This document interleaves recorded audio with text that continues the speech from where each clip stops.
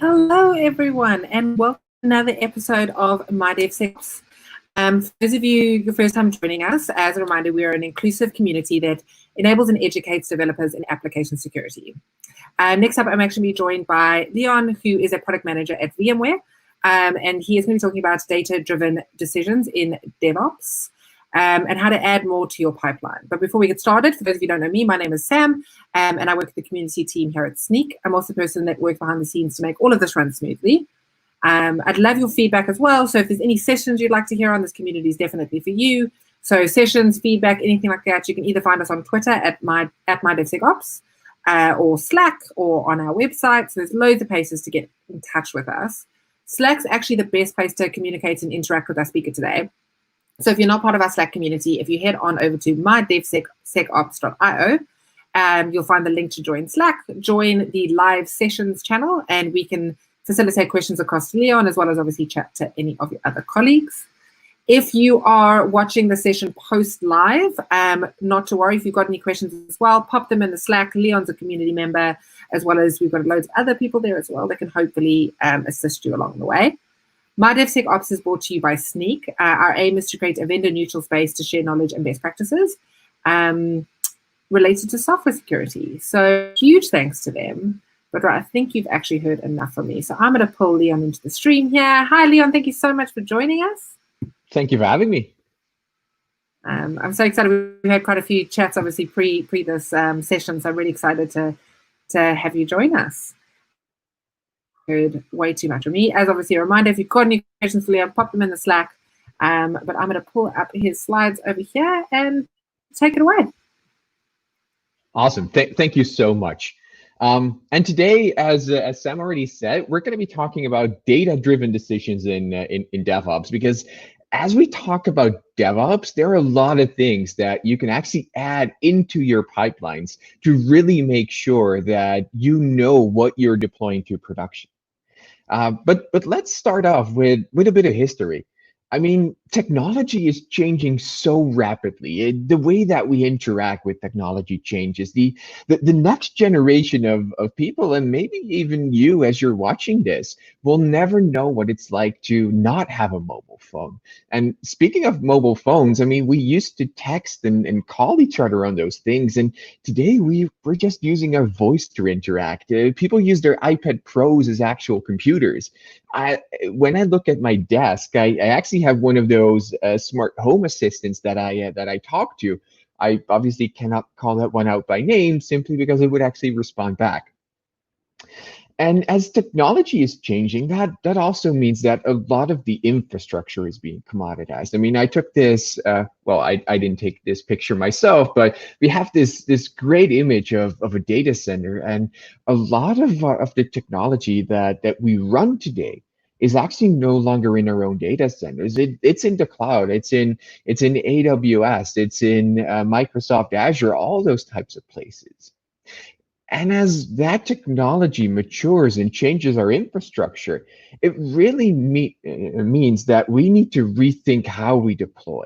It means that we need to rethink what we deploy as well.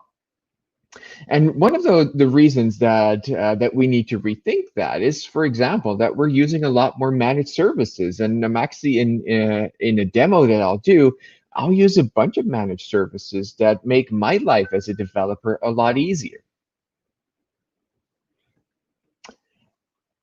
And the reason for all of that is that our application architectures are obviously changing as well. I mean, we are going from these sort of simple days, if you will, of like highly centralized stacks. I mean, if you look back at the beginning of this, well, previous decade technically, then everything was like a 4-tier stack with starting with an environment that was usually in your own data center. You had a web server like Apache or Tomcat. You had a database, and in this case, I added MySQL and Postgres. You had an application on top of that in something like Java, PHP, .NET. And that sort of was your stack. That was everything that you had to maintain, a completely centralized stack for everything that you did. And that is no longer the case. When you look at the stacks that are created today, then it is completely decentralized. I mean, we have an environment that might be in your data center, that might be somewhere else, might be completely in the cloud. And for a lot of companies that I work with, that actually means it's split across on-premise and the cloud. So that makes it even more interesting. We have separate caches. We have databases that span multiple locations. We also have log systems that specifically look at that. And rather than just Java or PHP, we actually have a ton of different languages like Golang, Erlang, or Rust. And obviously things like TypeScript have come up. And as we move from a much more centralized to a much more decentralized stack, a lot of what we do in DevOps and the way we do DevOps becomes a lot more important. And I found this quote from the director of AWS Dev Resources, Ken Exner, where he said that Amazon.com does 136,000 fully automated deployments per day. I mean, that number is so amazingly large, at least to me, that I'm like, wow, 136,000 fully automated deployments. That means that their DevOps pipeline, everything that they do, has to be so automated that as soon as a developer hits the commit button, or the merge button, or whatever button that they decide to push, from there on to whether it goes in production or not, all those decisions have to be automated. There cannot be someone that is going to check the performance or something, because in that case, if you do that, you're not going to get to that massive number. And as we look at applications as sort of the new unit of measure for operations, then yes, we do a lot of deployments, and yes, AWS does 136,000, but that is like the far end of the spectrum, the 1%, if you will. Because when I talk to a lot of companies, it's that they also tell that like 50% of less than 50% of organizations have CI/CD pipelines, which is interesting. So they'll never get to that number. And if you go one step further, less than 6% has those CI/CD pipelines fully automated, which definitely means that they will never get to a state, or at least not yet, where they can do maybe 136,000 is like the far end of the spectrum, but maybe a bit less, but still having fully automated CI/CD pipelines, and we'll get to what fully automated that means, at least to me. Without that, you can never fully trust what you're putting into production. So the thing is, do I really want to spend my day sitting in front of screens watching DevOps pipelines? And I actually think that no one ever should say that. I mean, just looking at me, I love to spend my day outside, just enjoying I live in California, so enjoying the really nice weather here. And by the way, if you're wondering who I am and who is sort of talking about DevSecOps right now, my name is Leon Stigter. I'm a product manager at the App Toolkit team at Vmware. I used to be developer advocate and now turned product manager again. I am passionate about serverless containers, generally all things that happen in the cloud, and I am definitely passionate about security. I love dad jokes, cheesecake, and go. So if you have an incredibly good dad joke, it would be awesome if you can put that in the Slack channel afterwards, and I'll make sure that I share all of your best dad jokes with our team at VMware too. Now, talking a bit about VMware, I absolutely realized that everyone thinks y'all only do VMs at VMware, right? I mean, that's pretty much what I hear everyone say. Even my parents, who I try to keep up to date about what we do in IT, they said, well, if you're going to VMware, isn't that just about VMs? And it turns out it is not. I mean, we deeply care about building apps. We deeply care about building secure apps. For example, within the Kubernetes ecosystem, and the demo that I'm going to be talking through actually looks at the Kubernetes ecosystem. Now, the thing to realize is that I am not here to sell you anything. However, if you really want to, I'll be glad to take your credit card details, sign you up for some super awesome technology that we have, but that is obviously not my intent. However, having said that, let's actually get back to DevOps or DevSecOps, because that is obviously way more interesting. So software deployment should be high quality, and it should be as repeatable as in the it leaves the factory type of thing. I mean, if you look at factories, especially car manufacturers, then they have perfected this standard of getting the exact same build over and over again.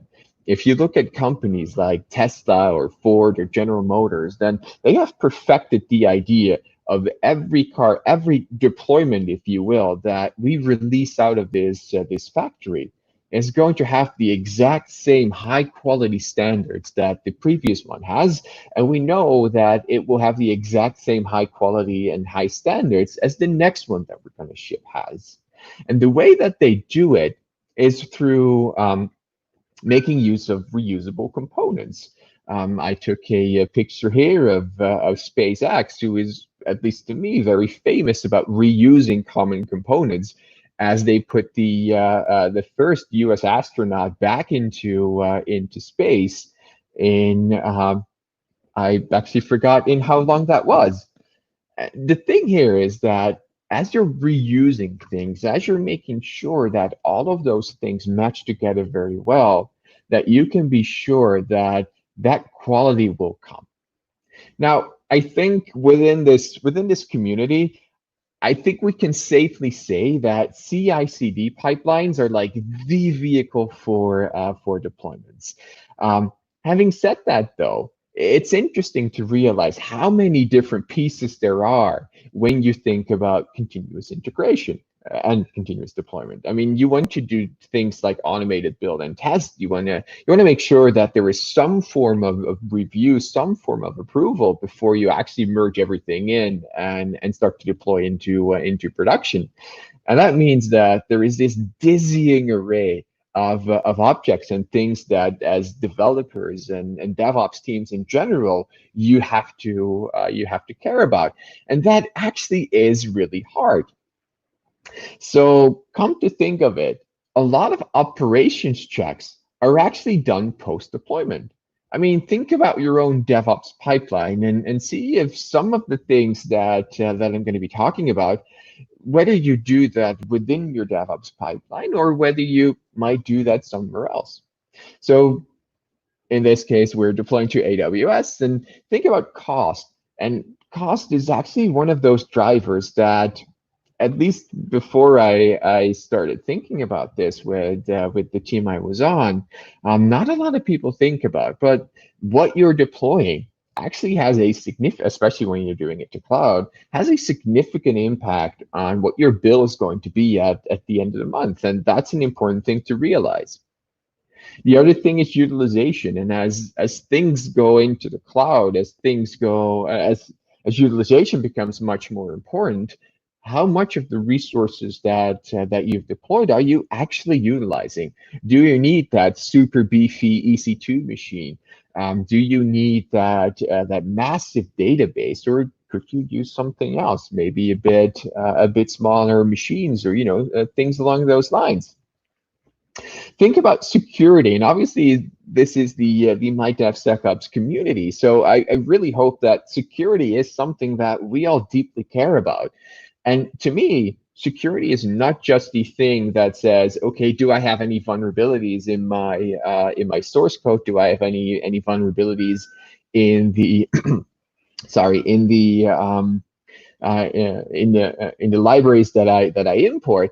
But it also means, are the cloud accounts that I'm using to deploy, are they secure? Are they safe? Are they set up with the best practices of the vendors in mind, and the best practices that I either have to care about because of government regulations like HIPAA, things like that, or that my CISO really cares about. Because at the end of the day, I actually think that developers and DevOps teams in general, that they are like the first line of defense when it comes to security.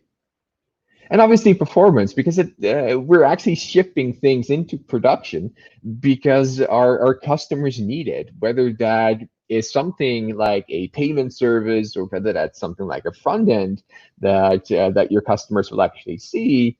Uh, it all is about performance. If your customer is getting a bad performance, then that will reflect on you as a company.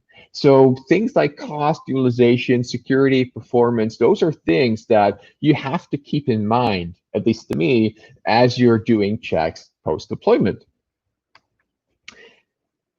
And as we think about that a little more, we actually came up with this thing called continuous verification at VMware, where the complete definition is it's a process of creating external systems using information from the responses of those systems to make decisions to improve the development and deployment process. And this is really at the heart of my talk and what we're trying to do, because we're using a bunch of external systems within our CI/CD pipeline, and the data that comes back from those systems, that is what we use to make decisions whether or not to go to production. We're using that to also improve the development process. If something isn't as secure as it could be, it goes back to the developer saying, hey, maybe you want to fix this thing. If it actually goes over budget, then we'll send it back to the team saying, hey, you might want to rethink how you're deploying some things because it goes over budget, or tell us that we need to upgrade your budget. It is well, as simple, as straightforward, I should say, as making sure that you have the right information available to make those decisions. So looking at it like a bit more pipeline point of view, then it is all about making sure that you can increase the efficiency and reduce the operational overhead. So if this was like your traditional pipeline where it starts with like a webhook trigger, manual trigger, it goes through a bunch of pipeline stages, and then ultimately up to deployment. Then that's your traditional pipeline. And as we think about it, this is where you can extend your pipeline. So if you look at the pipeline stage, and it actually calls out to a budget check, it calls out to a compliance check, where we're extending the pipeline with external systems. And based on their feedback, we might decide that we are not going to continue to production. I mean, can you imagine that if your website has a response time of 1 millisecond, and all of a sudden, because you deploy something, it is now 2 seconds?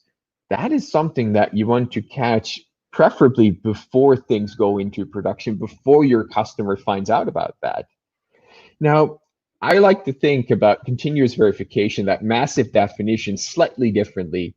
I actually think that it is all about automating your entire pipeline, including cost and governance, to actually give you more time to spend on the beach, #BeachOps. And the reason I say it this way rather than the other massive definition, which is awesome, by the way, is that this conveys what you can do with that time that you're not spending looking at DevOps sprints. You can actually spend more time at the beach, which I actually really enjoy. So looking at continuous verification, we talked about that definition. But what is it? I mean, if you break it down, then it is all about continuous security. It is making sure that that you have the environment validated, that you have your deployment secured. It is all about CI/CD, about cost and resource management in CI/CD, making sure that whatever you deploy fits within your budget, fits within the things you have deployed already, hopefully. It is about image verification, making sure that you trust what you deploy, that you trust the images, in case you're using Docker, that you deploy to, for example, your Kubernetes cluster. It's all about authorization. I mean, you want to make sure that you have the right IAM rules, that you have set up your role-based access controls properly, especially in cloud environments, and even more so when you span across cloud and on-prem. And it touches on application performance and things like SLAs, but increasingly also things like SLOs, making sure that whatever you promise your customer, you can actually do. So let's actually look at a scenario, and this is literally the pipeline that we're going to build in our demo. So what we're going to be looking at is, are my dependencies secure? And I'll let you sort of guess which tools we're going to be using for that. We're going to be looking at, do we have enough capacity? Do we have enough budget to actually deploy what we just created? We're going to be looking at, do we follow best practices for security guidelines? And if we do so, do we also follow all of that for the different accounts and permissions that we need? We're going to be looking at performance statistics, simply because we want to make sure that as we deploy this into production, that it performs at least good enough to not upset our customers.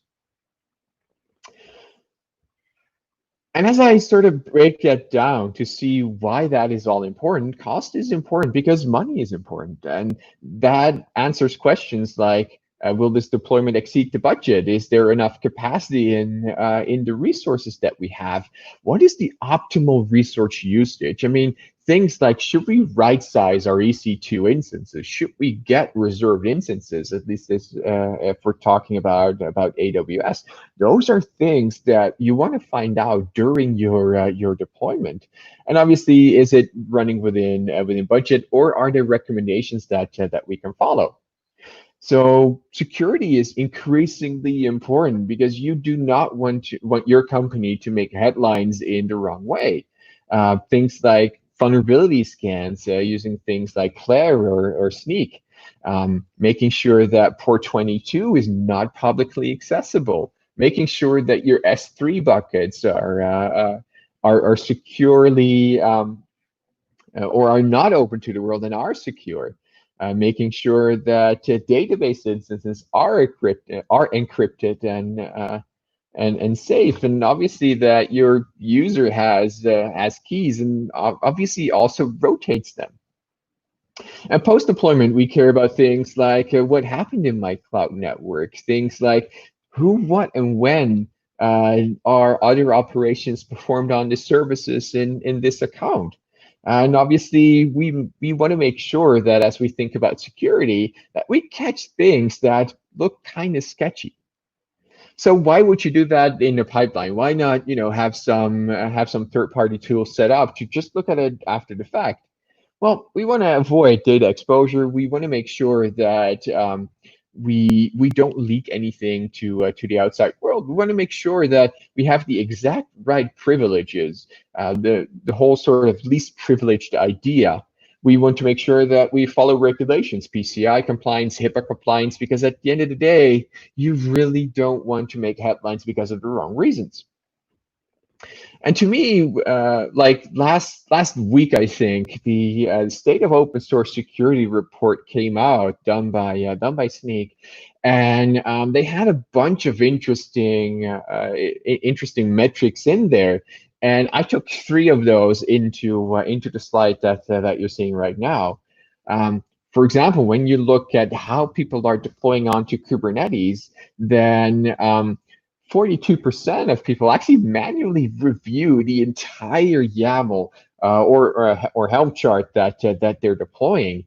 There 28% of people do automated configuration reviews, and to me, shockingly, 31% doesn't know or doesn't do any type of security checking when it comes to Kubernetes-based deployments.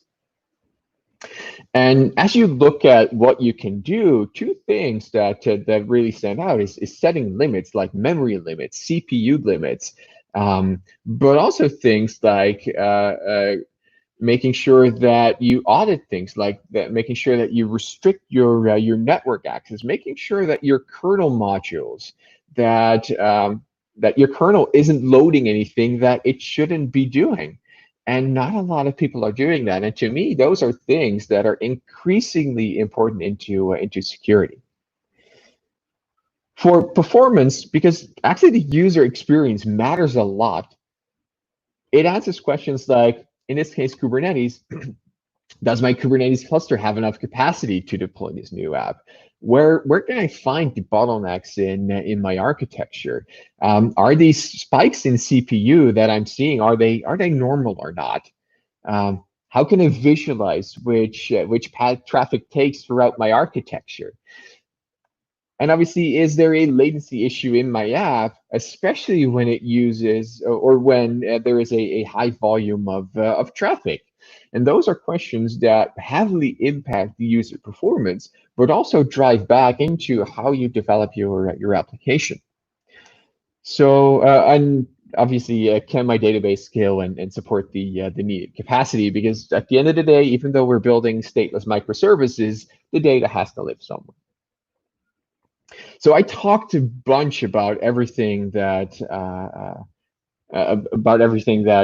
helps you make data-driven decisions. Now, actually, let's go see that in action, because to me, the proof is in the pudding and things like that.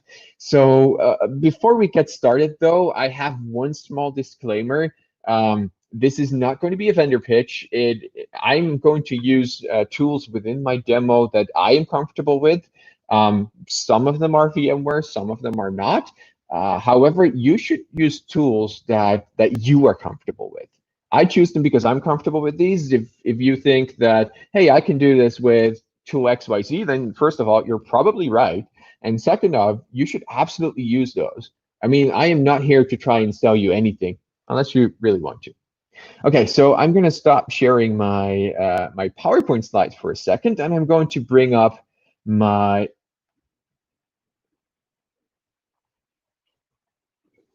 CI/CD pipeline here, and let me actually zoom in so that you can all see what I'm typing, which is obviously much more interesting. So what we're going to do is we're actually going to build that pipeline that I just had on the screen. So and if anyone is wondering, yes, I'm going to copy paste it in because really no one wants to see me type. So first thing that we're going to do is because I'm going to build a bunch of Docker images, we have to set these parameters, which is nice. And then I want to make sure that that my containers that I use that I create are actually scanned as well. And in this case, since I'm using GitLab CI, I'm actually going to rely on GitLab's container scanning to do that. So next, I'm going to introduce all of the different stages that my pipeline is going to walk through. So scanning code, building, doing a bunch of container scanning, governance, and we'll actually walk through what all of that means. So the first step is actually scanning the code, because that is essentially where the whole security starts. So what I'll do is I'm actually calling out to Snig in this case. What I'm going to do is this step is going to test my dependencies. And as you can see, it's Golang, so it's going to go through my Go module. And I'm going to set a monitor so that it takes a snapshot, stores that within my Snig projects. And as new vulnerabilities come in, I'll actually be alerted that that something's wrong, which to me is one of the most awesome features that they have. Now, then I'm going to build, because ultimately we do want to put some stuff into production, and I'm going to just push this into Docker Hub. Then for that container, I also want to make sure that it's properly scanned. So we included the container scanning piece just now. This is where I actually executed. And then we're going to be talking about governance. So there are actually two steps into governance. The first step is all about budget. So what I'm going to do is I'm going to use a tool called Cloud Health, which will check whether or not my my account is either over budget, under budget, which is the latter one, obviously good. And if it is over budget, it's actually going to check for me, because of the guidelines I set up, if it's within a certain bandwidth in types of overage. The other thing is I'm going to check security, because I just checked my container images. I just checked my my dependencies for vulnerabilities. But what I haven't done is, for that deployment, is making sure that the EC2s are all, or in this case, the Google Cloud stuff is all set up correctly. So that is what I want to make sure of as well. And that's what I'm doing here. So there are a bunch of awesome tools that you can use. Things like a Prowler, which is open source, awesome tool to check, for example, your AWS account. Then we're actually ready to go deploy stuff. And in this case, I'm going to deploy to Google Cloud, specifically to a Kubernetes cluster running Google Cloud Anthos. And what I'm doing is I'm basically taking that container that I just created, deploying that. And that's it, for at least for this step. The next step, what I'm going to do is I'm actually going to send a bunch of traffic in. And for that, I'll use a different open source tool, and I'll get to what I'm using in a second, and sort of how that works. And as that sends a bunch of traffic in, I need to collect that somewhere. And you could use tools like Grafana and Prometheus, which are super awesome at keeping that information. I choose to use a tool from VMware called Wavefront. So I'll actually go into Wavefront as this runs, so that we can see what the output's going to be. And finally, if everything is okay, so if I have no issues with security, if I have no budget issues, and if my performance is okay too, then I'm going to deploy to production, which hopefully should all work.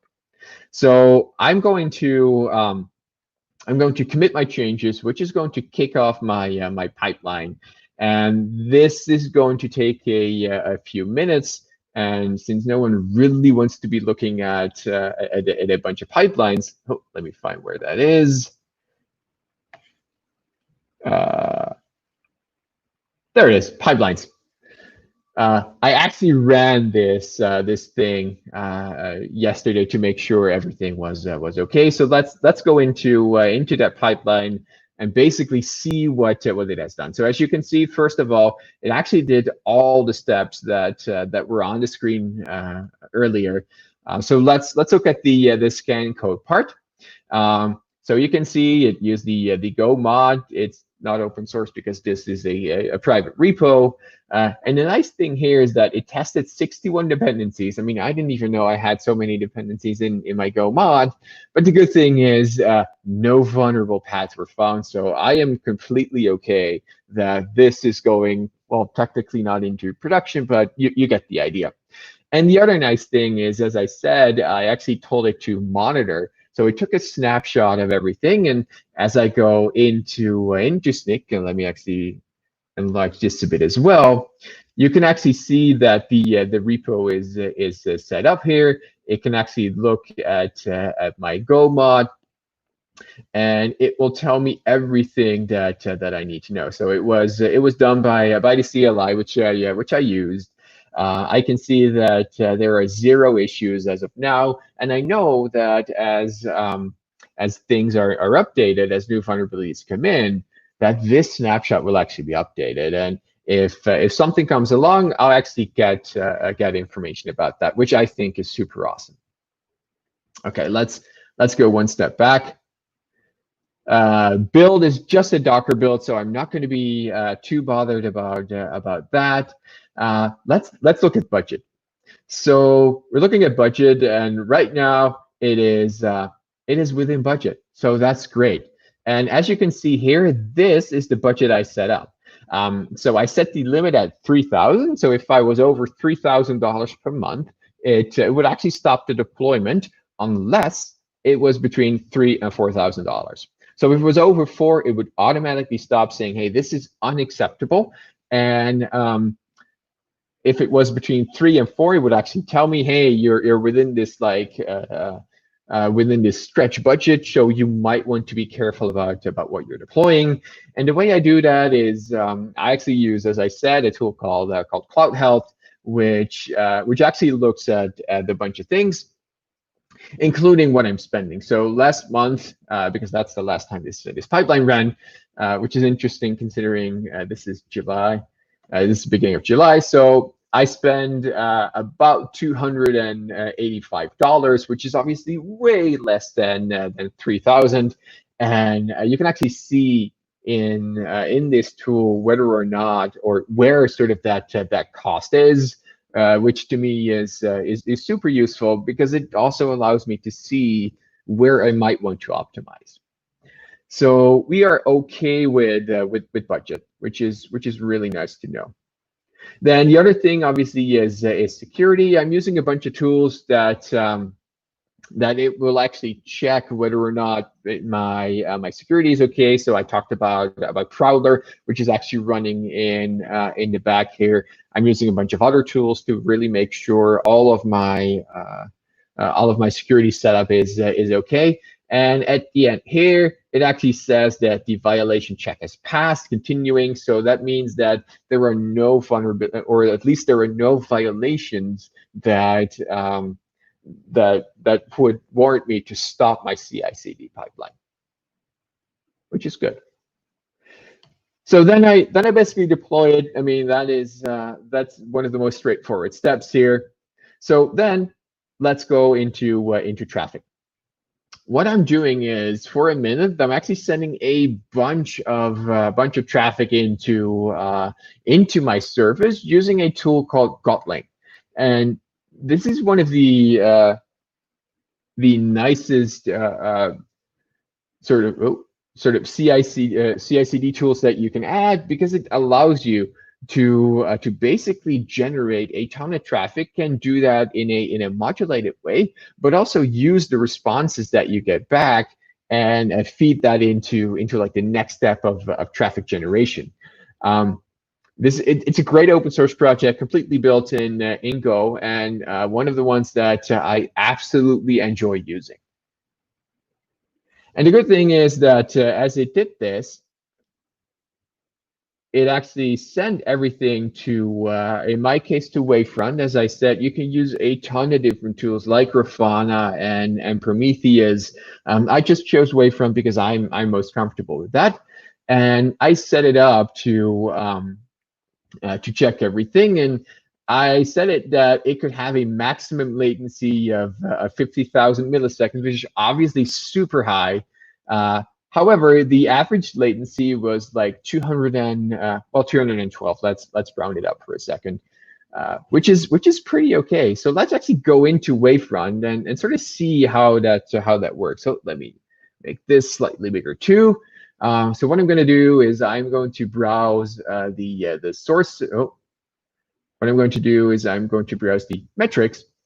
And I know where it sends it. So it sends it into Acme Serverless, GCR, payment, and let's actually look at the latency.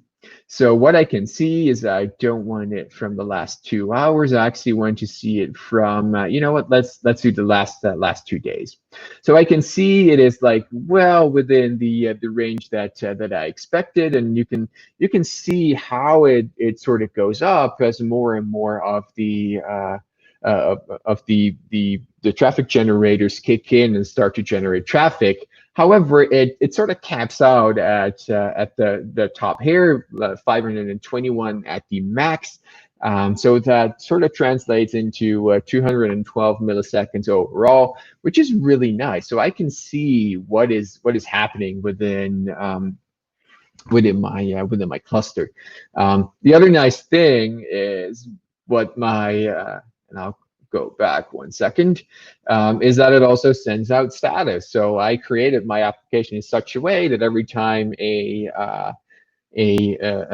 invocation comes in, that it sends back the status. So I can see whether or not there were any errors. I can see how many successes were there.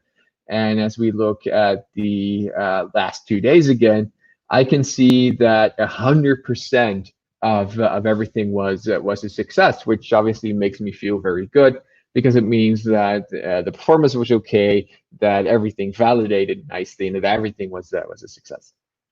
So now that is okay as well, we actually passed all of the different stages, and that means that we are ready to deploy to production.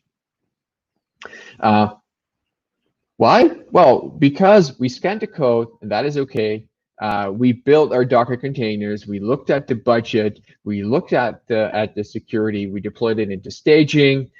We looked at the performance statistics, and ultimately deployed it into production.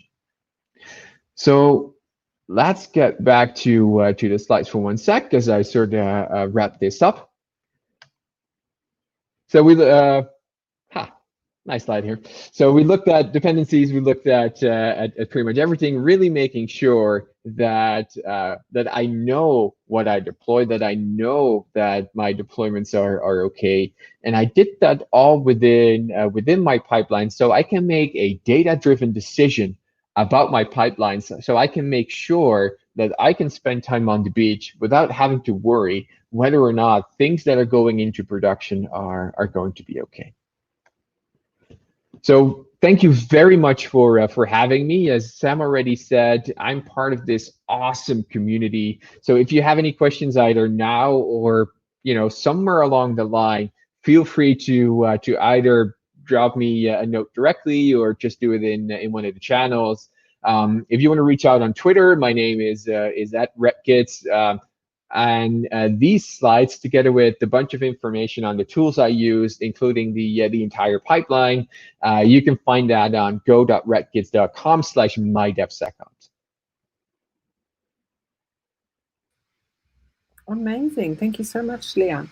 And we'll put that URL in the show notes of the live session website as well. So if anyone didn't manage to write that down, we'll put it in there, and then you can find all the resources as well. Sounds awesome. Amazing. Did I just cut into the end of your session? No. Didn't know if you were still going. I just realized it just popped in. Thank you again so much for joining us. As Leon said, if anyone has any questions after watching the recording, Leon is a member of the Slack community, so join us there. Or else the nice thing about currently we can get hold of anyone, anywhere, anytime at the moment. So, but again, thank you so much for anyone listening. This will be on the YouTube channel as well as the page of the website. So please rewatch, share with friends, share with colleagues, share with both. If you really enjoyed, please come again. If there's anything you want to hear or see, again, as I said, this community is for you. So ping me if there's a dream speaker, some content you want to hear about. I'm sure we can either hunt someone down to cover the content or find a speaker. The worst I can say is no, you see. So reach out and get involved. If any of you missed our flagship event, DevSecCon, that happened last week, we live streamed for 24 hours. All the YouTube videos are now, all the videos are now on YouTube as well. So if you want, go back and look at any of those, and then all the speakers are part of the Slack community, so you can go and chat there. But again, thank you so much, Leon, and we'll see you all again in 2 weeks' time for the next session.